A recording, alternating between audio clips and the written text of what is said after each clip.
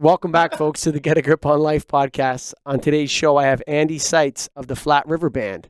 And we're going to talk a little bit about music, the music business, where music is going these days. But before we do that, I want to tell you a little bit about a special place up here in Toronto, Canada called Get a Grip Studios. What's Get a Grip Studios? Well, it's a fully virtual studio, and we can produce your podcast at a really low price. So if you've ever thought about producing a podcast, some digital media, digital video media, or anything like that, go to getagripstudios.com. I ain't going to spell it for you, son. Just go to getagripstudios.com. Check it out, folks.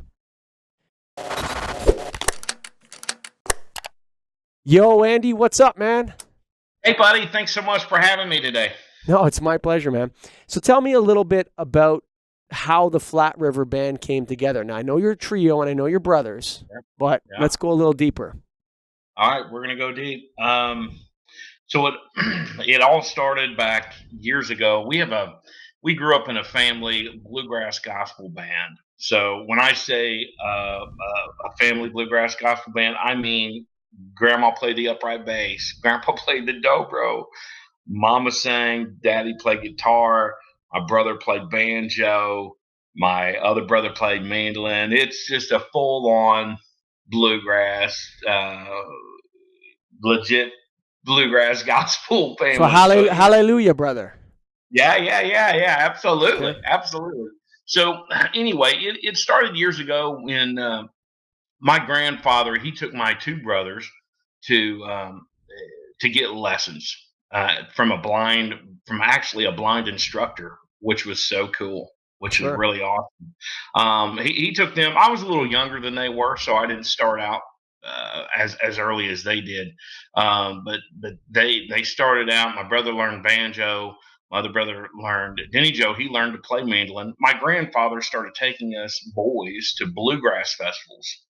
So we would stay up all night long. They would jam and go different campfires and play music. Me, on the other hand, if I ever went with them, because I was a little younger than them, where I would probably go out and play tag or something like that. But you just can't beat those great nights. That's how it all originated from there. Okay. So from that, and then from there, we I guess you'd say that the brothers started getting a little better at their instruments, and we started a bluegrass gospel band called the Sites Family, which also had my grandfather and my grandmother involved. And we played many years at, say, theme parks like Silver Dollar City in Branson, Missouri, or Dollywood there in Pigeon Forge, um, which one heck of an experience. Where are you now? Right now, I am currently in Nashville, Tennessee. Did you grow up Um, there, though? Did you grow up I in did not. Nashville? No, I didn't. I grew up in Missouri, southeast Missouri, in a little town called Fredericktown, Missouri. Okay. I grew up there in Fredericktown. Yep. Is that no? So I'm Canadian, so that's south of the Mason-Dixon line. So you're a Southerner. Yeah, I'm considered a Southerner. Yeah, you have So that Southern southeast accent. Missouri. You have that Southern accent going. So the Yeah. flavor of this kind of music, this bluegrass gospel, is it a Mhm. regional thing to the south of the U.S.? I think I think it kind of is, but I don't know. Bluegrass music, though, has it's just so wide. But bluegrass gospel, I would say, it probably is a regional thing. But as far as the gospel part of it, maybe originated, maybe what we call like the Bible Belt area, possibly. You know what I mean, for some gospel stuff. I don't know if I could give all the credit down to the Bible Belt, but nonetheless. That's kind of the background of that. But Well, I always find that a type of music comes from the soul of the people in a way, there you go. right? Absolutely, 100%, Like 100%. Motown, that's Yeah. there's something coming out of that from a region. Mhm, There's a mhm. voice, there's a movement there, right? Sure. Absolutely. What what Absolutely. is what is the what is the source of this music? Where does it? What part of the culture does it come from? Well, as far as the culture, I would say that it goes back many, many, many years ago. But as far as the bluegrass portion, what I can relate to is more so of earlier years, like Bill Monroe and stuff like that. People like that really is the father of bluegrass music, which is Bill Monroe. That's kind of who I'm able to relate with, really, as far as Hmm. me getting involved in bluegrass gospel music. Hmm. From there, um, uh, and I kind of skipped around a little bit as far as I didn't finish or I don't know if you were ready to go to that point yet, but the brothers as a Sides family, as we started touring around the United States. We Hmm. played churches and fairs and stuff like that, which was really cool. Like I said, a lot of experiences and stuff. But from that point, probably about 8 to 10 years ago, we kind of started venturing off into other areas of music where we would say, not necessarily venturing way out of it, but I guess you would say our musical influences also expanded. You know what I mean? So we Hmm. expanded, and we brought in um, other influences in our brain here as Sure. well, as far as our influences goes. And that kind of progressed into what is called a progressive bluegrass. Okay, so that progressive bluegrass and that style of bluegrass, not traditional, more so say people like bluegrass bands you may be familiar with, maybe something like Newgrass Revival. I Hmm. don't know if you've ever heard of them or not, I'm but new to bluegrass. I'm new to this, man. okay, all right, okay. So Newgrass Revival. Um, some of the band members include, say, Sam Bush, um, John So what? Cowan, Let me ask you this. Taylor Flack. Let me ask you this from a Yeah, Canadian boy up here in Canada. sure, sure. What would be the difference between sort of country and western and bluegrass? Country, western, and bluegrass. Wow, I don't know if I can really describe that. Country, western, and bluegrass. What's the I'm not difference? real sure. Well, to be honest with you, I think country has kind of trended in different areas. You know what I'm saying? Sure, So, sure. as far as your western, um, I think it's probably a lot more traditional. Obviously, your Western music, and some of it may have a little bit of swing influence in there, a little bit, Hmm. and then your country, uh, your country is. It just depends whether it's traditional country or it's the new country or it's you know what I mean. New country is very corporate. It's like a strategy to Very create forward. music for the masses. Right. It lacks a sense of authenticity to it. There's a couple people out there I think that I would like, but there's a you can see a corporate strategy in new country and how to create an artist and that, and I think it kind of I don't know if it's a turn off is the right word, but it seems kind of it's become a form of pop music, if that makes Right. sense. Yeah. It And makes total sense. yeah, and so I'm just trying to, from an outside, I'm trying to find out why, before we get deeper into the Flat River Mhm. Band, because you haven't told me how Yeah. that came about yet. Sure. Why people should be interested in this bluegrass Mhm. gospel music? Yeah. Okay. Well, as far as our sound now, it's not. We have some gospel in our sound, but we ventured from bluegrass gospel to country Americana, Okay. and the reason why how that happened, I know, right? It's crazy, right? What a story. So, what the reason why I say we ventured into this area is because it's the trio now.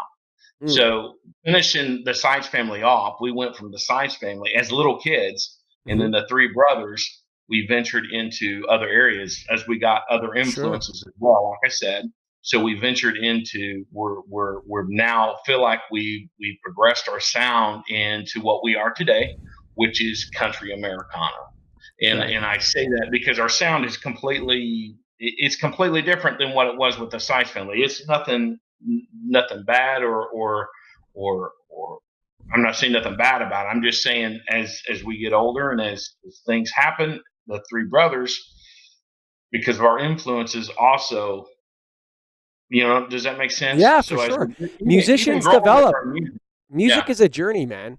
And absolutely. people go on a journey, and I've interviewed a bunch of musicians on this show, and what they all tell me is that the music is like the reflection of, it's like it's like the rhythm of their life and their experiences. And as they go through life, they pick up Yeah. different experiences, which then become reflected in new sounds and new beats and new hmm rhythms. And it hmm sounds like that you're on that same journey with your brothers. We are. We were on the journey. I feel, and we're still on the journey. You know For what I mean? We're sure. still on the journey. But I'm just giving you the background. Yeah. We've been Flat River Band Country Americana Trio for 10 years. You know what I'm saying? I Okay. was just Sure. giving you background from start to finish, like like you asked you, as far as how we grew up in it, and but what makes Flat River Band who we are now is our background. I can't deny it. We have some bluegrass roots in our sound, and I think that bluegrass roots, by not veering too far off of that. I mean, we veered off of, but we still have that in us. It's in our veins. By having that, and of course, not to get all gospel-y and preachy on you, but Sure. also by having our Lord and Savior, all right, between that and Him and our background influence, that's what makes Flat River Band who it is today. Hey, And man, I'm a by, Christian. I'm a Christian. I yeah, welcome that, man. So don't worry about that. awesome, awesome.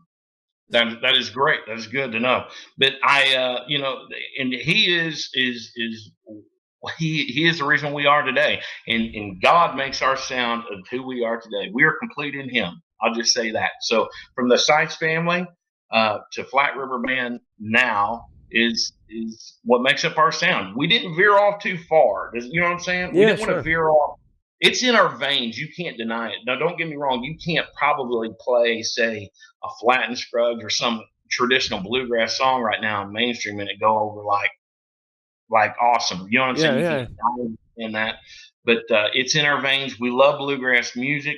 But we do love it, but that makes up Flat River Band now, so our country, and we brought that in.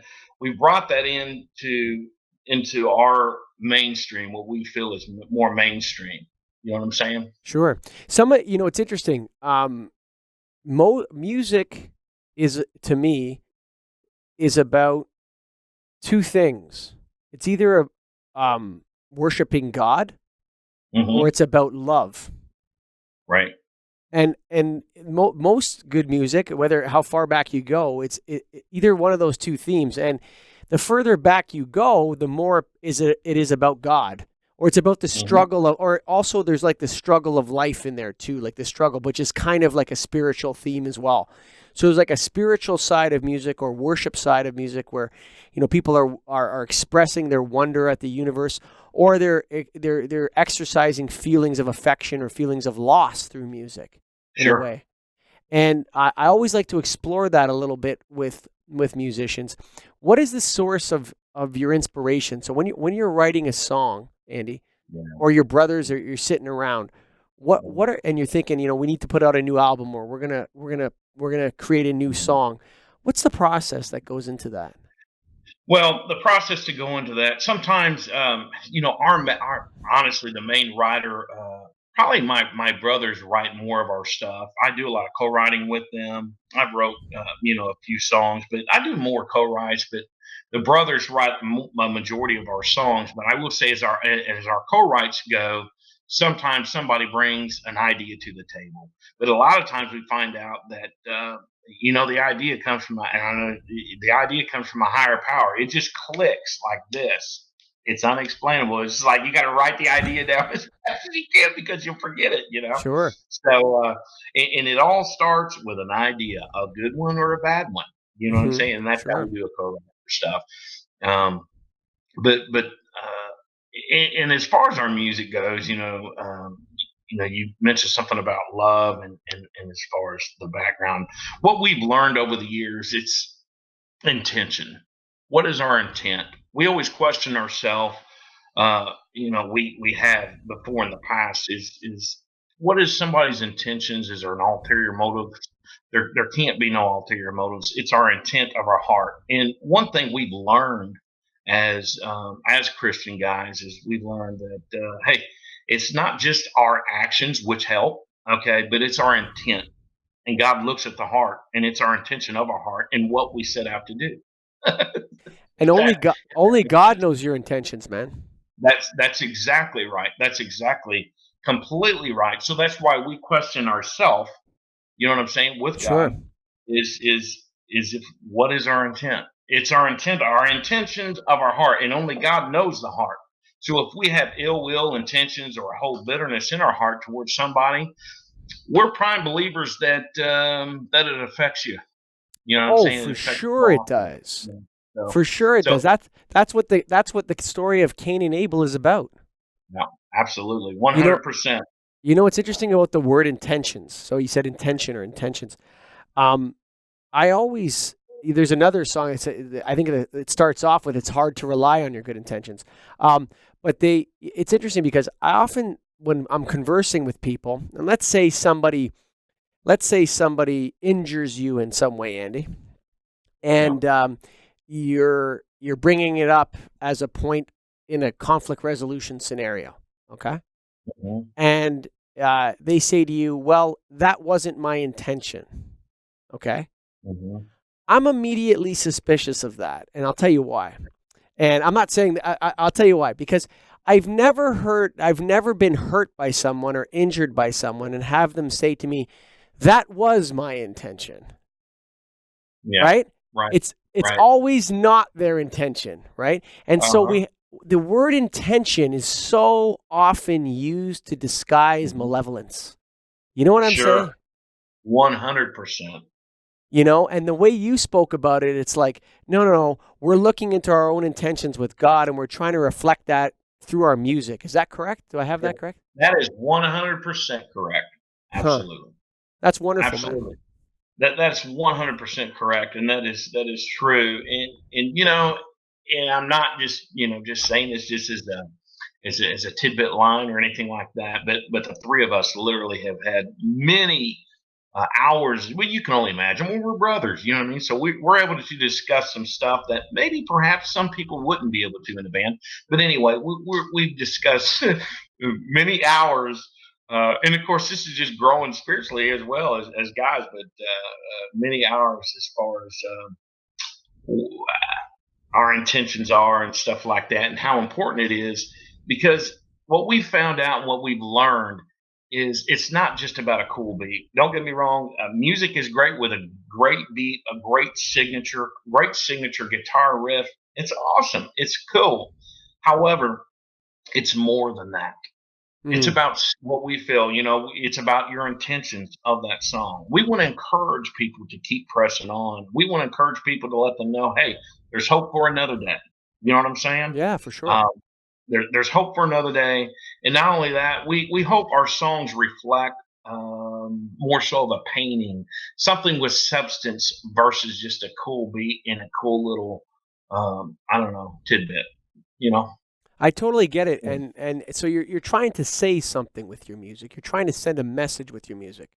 100%. We try not to get too, and we do have some crossover stuff, and we have some gospel songs, and we'll have a gospel song in there, and we may have, like on this last project, we have a gospel song, or I shouldn't say it's a.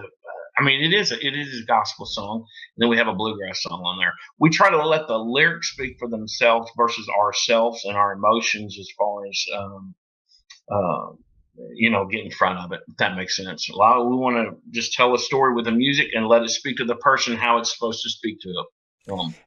Who writes the lyrics? Uh, well, it's mainly we've had co-writes on this last project we did. Chad wrote a lot of the songs on this last one. I don't have the CD in front of me. I could probably get it, but Chad wrote a lot of the songs. That we did a co-write on one, and then Denny Joe wrote another one called "Devils on the Side." I believe that's the name of it. I don't have the CD in front of me. I should have been more prepared. That's okay. No, no, you're good, man. It's just a conversation. Let me. Do you guys? So and I kind of take this, with what I'm interested in, and Yeah. and so we live in interesting times, Andy. Um, Mhm. you know, the situation I find so many people, or it seems like so many people are at odds with one another, like to the point where they can't even converse with one another anymore. You can't sit in the Right. same room. The Mhm. people are the relationships are so toxic that, and I'm referring to politics and social issues Sure. that we have right now. And I feel like, music can be a remedy to that. That music can bring people together. 100%. I completely agree. And that's kind of what I was talking about. Where we try not to even personally get get in front of some lyrics or anything like that because there's a we want the our songs to speak to people how number one how the Lord wants them to receive it if that makes sense Sure. to you. Yeah, for sure. And we try not to get too political. We just try not to. Um, we try our best not to. I do know this here that we're all about love. That's number Mhm. one. The three brothers, we're about love, and we're about spreading the love. That's what Mhm. we're about, and that's what we try to write songs about. That's what we try to write and play songs about. Is encouraging people and showing people love because it's definitely needed. It's needed. It's needed pretty bad. You know? What's funny is that, um, so many people are living their lives every day lacking basic encouragement of a friend or a family member. So many people, dude. It's sad. Yeah. Yeah, no, you're right. You're exactly right. It is sad, and I think as much as I love because without technology, we wouldn't be able to do what we're doing right now Of by course not. creating this podcast. So Sure. it's a really cool thing, and I guess it's really how we use it. You know what I'm saying? Are we using Mhm. our technology to the good and to the better of our culture and pressing forward in life and encouraging people with it? Are we tearing people down with it? You know what I'm saying? I And, also uh, and I think it's, you could say that backwards. You could say it's between whether we're using it or it is using us. Um, exactly. you know, Yeah.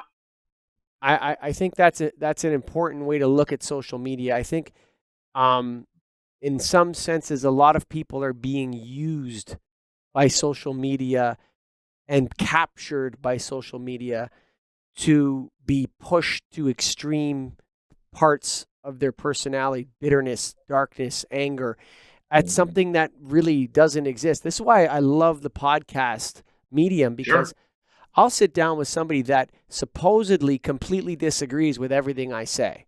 And supposedly I completely disagree with everything they say.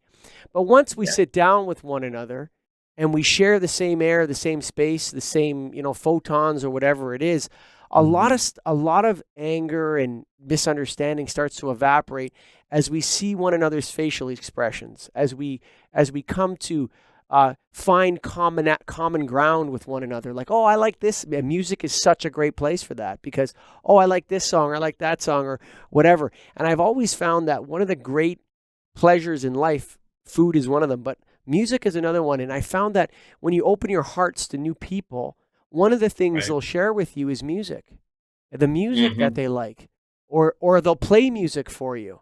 And it's such a Right. wonderful part of being human. Yeah. Yeah. Yeah. Definitely true. So true. And it seems like that has become really almost a therapy for people too. You know what I'm Sure. saying? Yeah, for sure. Uh, For but, sure. uh, but absolutely, 100%. So tell me about I see some of the big names that you guys have opened for here: the Dixie Yeah. Chicks, Allison Krauss, Ricky Mhm. Skaggs. What's that like? And is it really exciting to be on stage with those kind of names? It was really cool. We played at a festival it's been years ago. We played at a festival in Lexington, Kentucky, with Ricky Skaggs. It's just thousands of people. It was just so cool. I mean, it's real neat. Sometimes you have to remind yourself, hey, we're all human. You know what I'm saying? Sure. But as far as the Dixie Chicks, my brothers, and I'm going to speak on them. If I was a really ornery brothers, I could really talk bad about them right now because they're not here to defend me. But my two brothers, you're going to hear me say my two brothers a lot probably today. But my brothers, they went to school with Magdalene Wayans, which is the Dixie Chicks. Sure. They went to college. They went to college with her. Matter of fact, they had a blues band with her, Okay. that they did in college many years ago. And it was funny today is they all, of course, we they also had a bluegrass band, and I think, matter of fact, she used to. How ironic is this? I think years ago she would make fun of them for playing bluegrass. And you know what I mean? Yeah, She's got, sure. the Dixie Chicks. They when they were in country, they kind of were known as more of a bluegrass rootsy. You know what I'm Sure. saying? But anyway, pretty cool. But like I said, we're all human. We're all human, and it's neat. But realizing that they put their pants on the same way as we do. Sure. Now our waistlines may be a little bigger, but that's here or there. Yeah. Oh man. Cool, cool. So do you guys when you guys tour, do you have a following? We do. We do have a following. It just we hadn't been playing out a whole lot. We had actually been. I tell you, this is we've been playing out up at the what we call the smokehouse. It's a great little acoustic. I shouldn't say acoustic. It's more of a laid back venue. Mm, We play. It's called the Smokehouse. It's up on Monteagle, Tennessee. We played there about once a month last year, and that's kind of where we've been playing at here recently. That's where we've been playing at. We're kind of backing off just a little bit because there's other places that we're going to be playing a lot more. I think next year in different other areas. We were playing in other areas across the U.S., but it kind of had slowed up just a little bit, probably in 2015, but it's picking back up again. And I think a lot of that has to do with where the country music, the mainstream music went.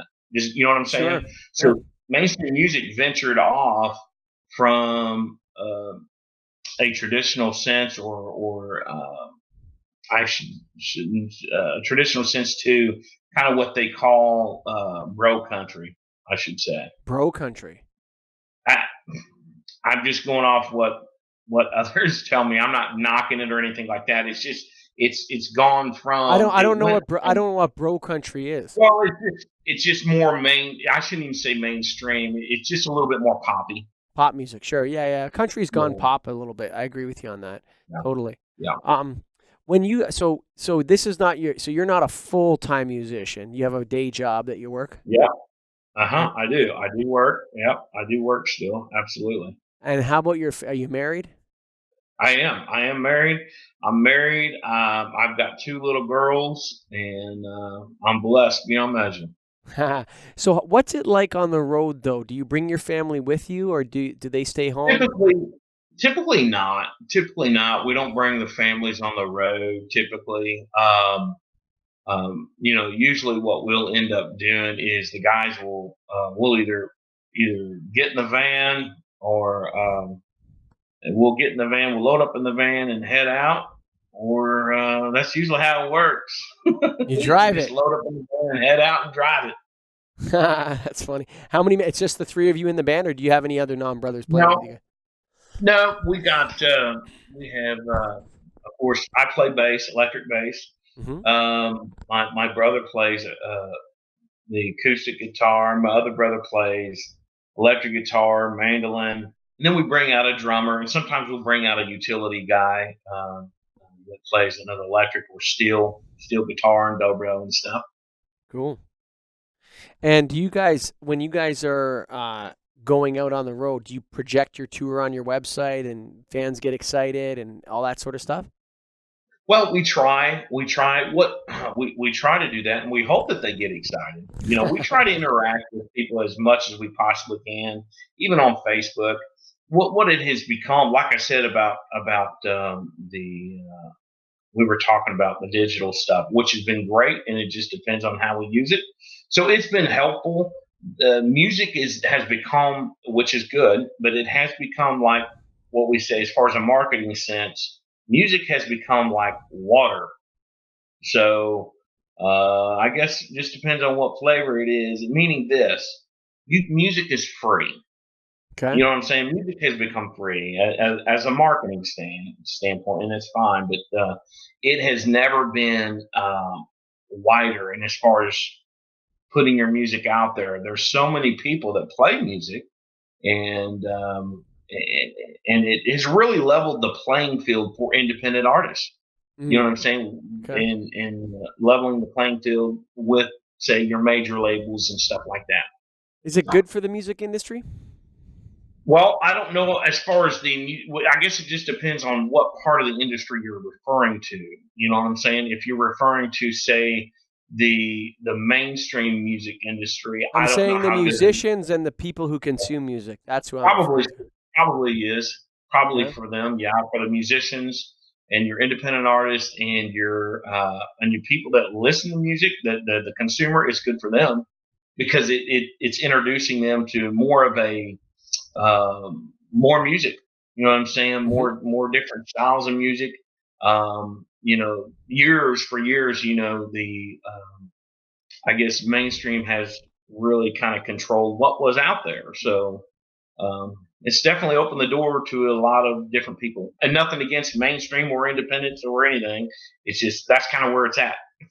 Yeah, for sure. You know, I mean, the state. It's interesting because if Sony Music goes away, the music doesn't go away.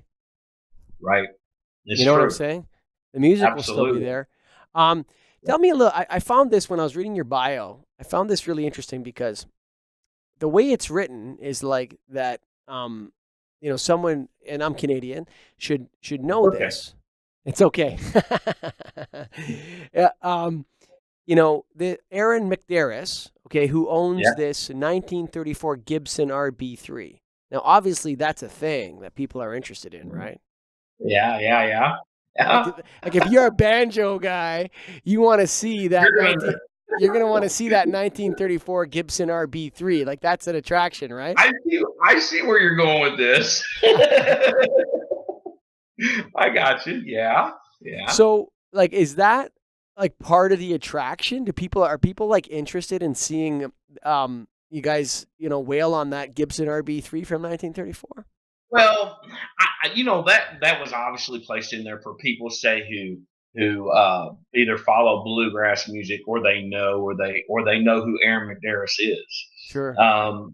People who know who Aaron Medeiros is, they know that he plays with Rhonda Vincent, which Yeah. is pretty much the queen of bluegrass. We had him play on our album. The reason why that's mentioned, that RB, I don't remember what it. I'm RB3. not looking RB at the RB3. RB3 banjo. The reason why that was mentioned is because that was the same banjo, and it may say in there that was the same banjo that was played on by Sonny Osborne. I believe it was Rocky Top, the Yeah, original Rocky Rocky Top. Top. Yeah, Rocky Yeah, Top, the University of Tennessee's theme song.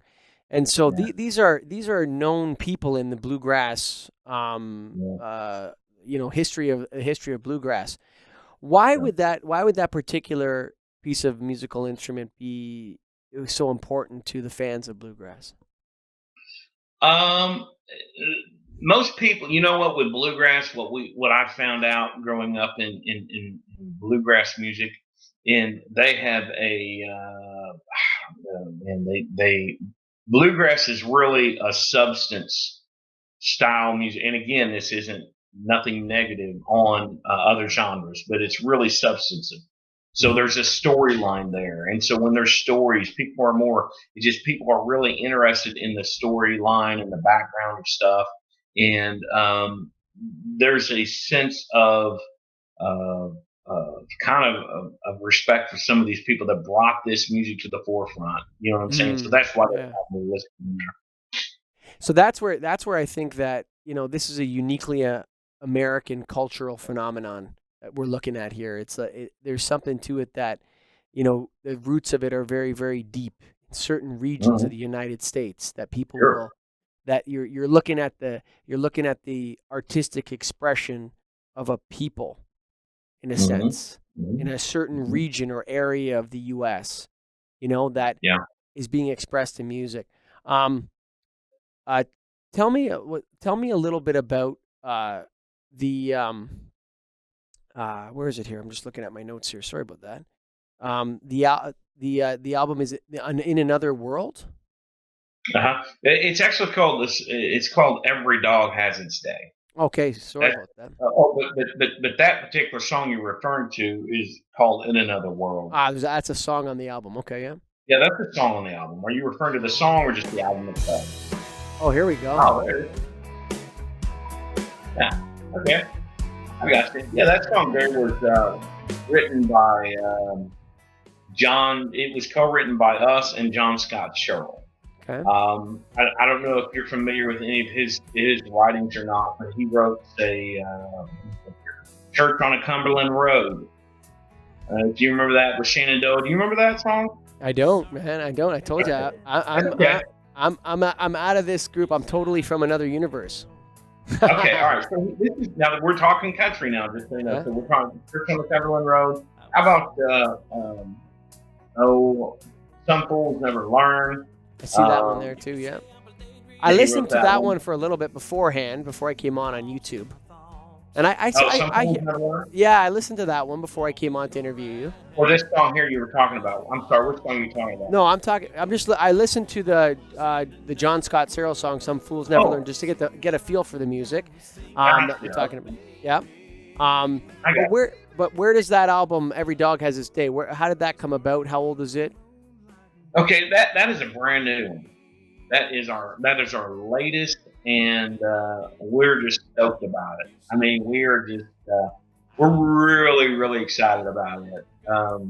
I think, and I'm not as a sales pitch, but like we talked about, as you grow with your music, you tend to develop more. Obviously, you know what I mean, and your ear hears different things. So I would say this is probably our best album yet, and we're just excited about it. We got some really cool reviews on this project, and we did Every Dog Has Its Day a little bit different than what we had done previously. And I say that to a sense, we were talking about,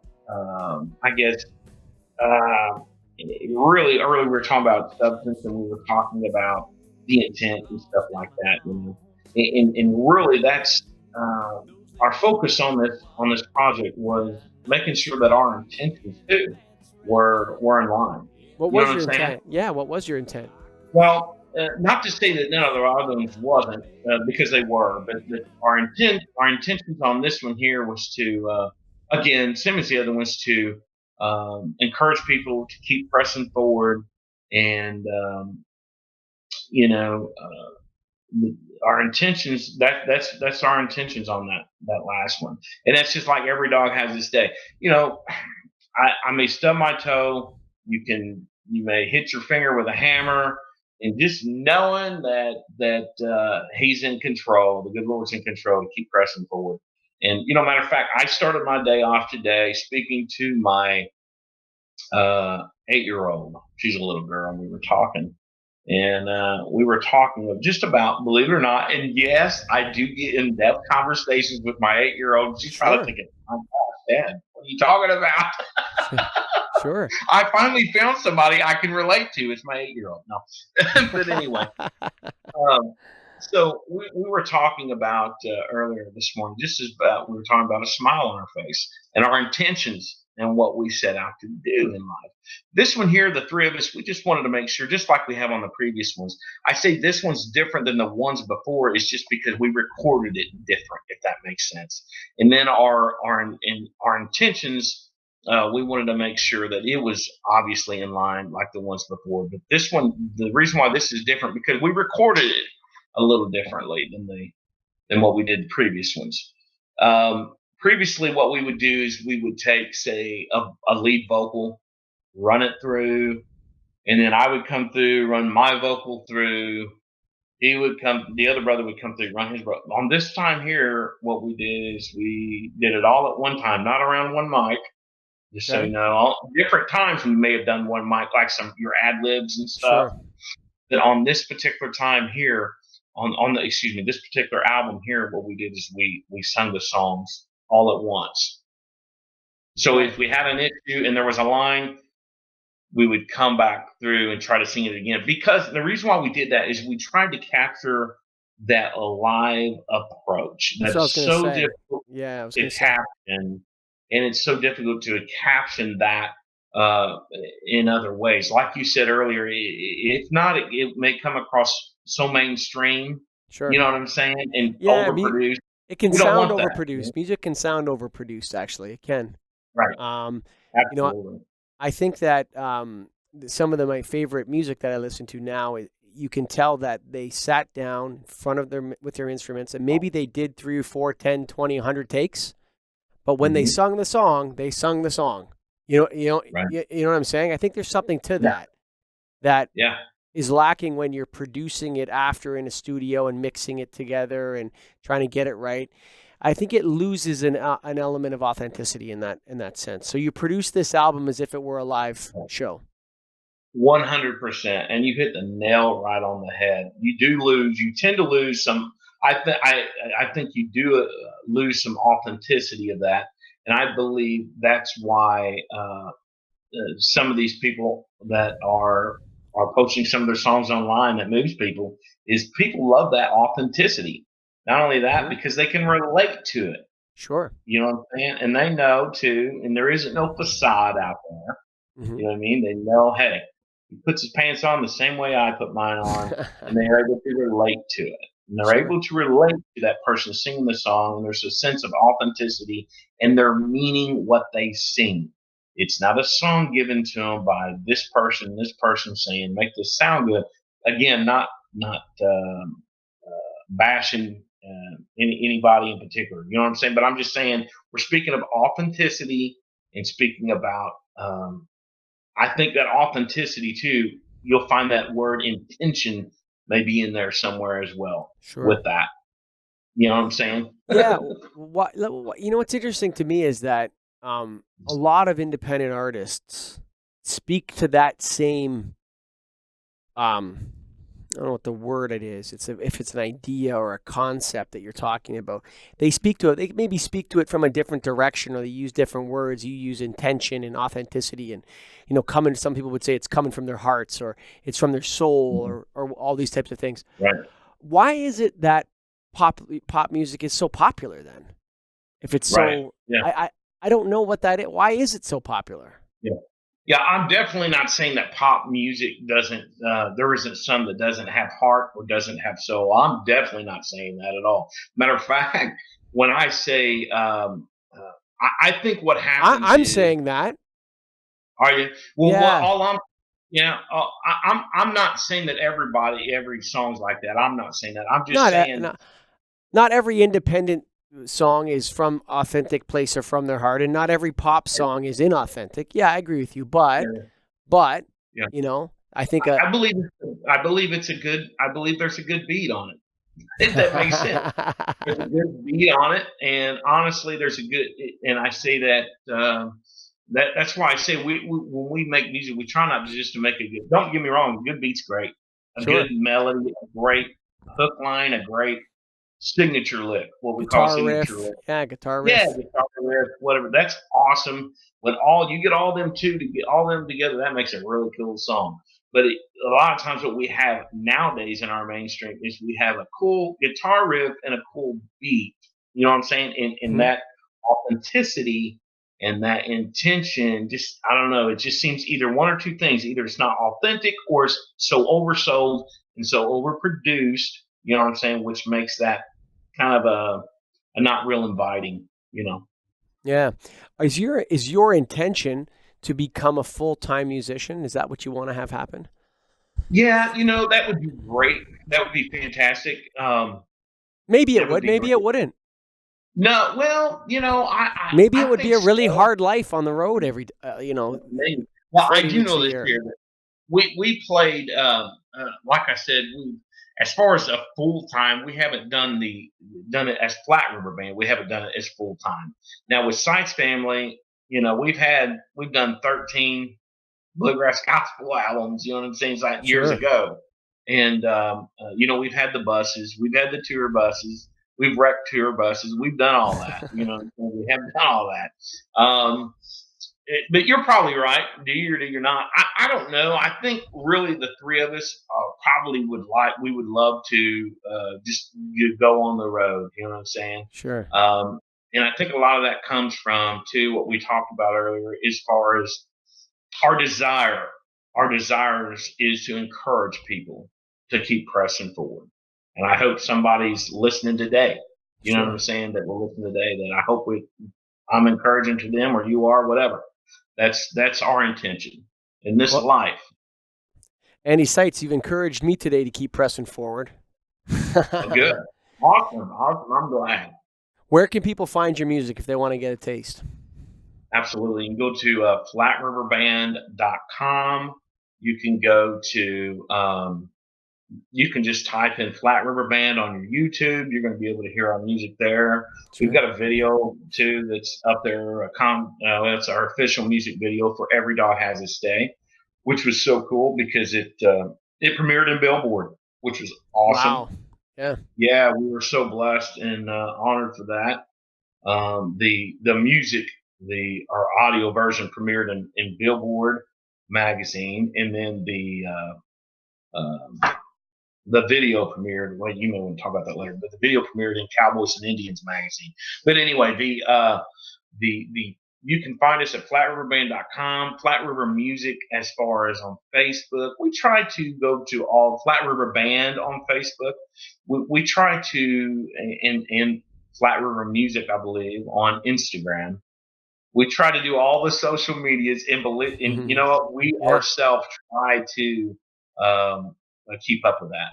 You know, we want to interact with people, and we speak to people ourselves. We try to on the go on the run, so it's fun. It's fun. So, folks, if you're listening to this right now and you want to find out more about the Flat River Band, all the links will be on the website, getagriponlife.com. We're going to link to all their stuff there, and you can click on it, Instagram, Twitter, Facebook, flatriverband.com. It will be all be there. And I'm going to say thank you to Andy Sites for spending some time with me today, encouraging me to carry on and to move forward. That's an important message in life, Andy. Thank you for being a guest. Yeah, hey, thank you much. Appreciate it. Folks, if you enjoyed this, there's other episodes on the getagriponlife.com website. Check it out. All crazy topics. I'm all over the place. But I love musicians the most, actually. I love interviewing them. They're my favorite. But have you ever thought of starting a podcast? Hey, go to getagripstudios.com. Fully virtual. You can come down here in Toronto. If you live in Toronto, you can come down here. If not, you can do it virtually over the internet. Have you heard of it? Yeah, it's a new thing. It's called the internet. You can do it almost be in the same room like Andy and I just were. But most importantly, if you listen to this and you've come this far, I'm very grateful. Thank you for listening. All the best.